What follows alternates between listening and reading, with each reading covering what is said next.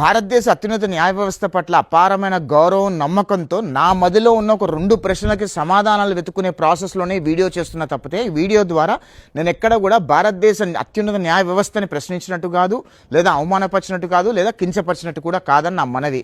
నా 2 ప్రశ్నలు ఏంటంటే, మొట్టమొదటి ప్రశ్న, గత 12 సంవత్సరాలుగా వైఎస్ జగన్మోహన్ రెడ్డి బెయిల్ మీద ఉన్నాడు. భారతదేశ చరిత్రలో మొట్టమొదటి వ్యక్తి 12 సంవత్సరాలుగా బెయిల్ మీద ఉన్న వ్యక్తి జగన్మోహన్ రెడ్డి అని నా అభిప్రాయం. ఏ రకంగా అయితే వైఎస్ జగన్మోహన్ రెడ్డి గత 12 సంవత్సరాలుగా బెయిల్ మీద ఉన్నాడో, అలానే ఒక సామాన్య పౌరుడికి కూడా 12 సంవత్సరాలుగా బెయిల్ మీద ఉండే వెసులుబాటు ఉంటుందా అని నా ప్రశ్న.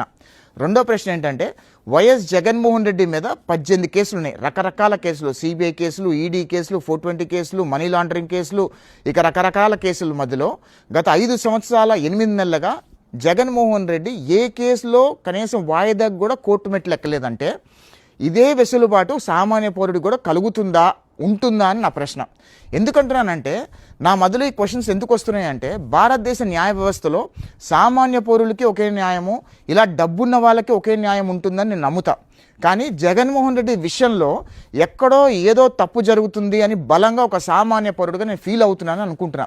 ఎందుకంటే చాలామంది ప్రజల్లో ఈ క్వశ్చన్స్ ఉన్నాయి, కానీ చాలామంది ధైర్యం చేయకో, సాహసం చేయలేకో అడగలేకపోతున్నారు. కానీ నాకు ఈ క్వశ్చన్స్కి ఎవరో ఒక సమాధానం చెప్తారని నేను భావిస్తూ సెలవు తీసుకుంటున్నా. జై హింద్.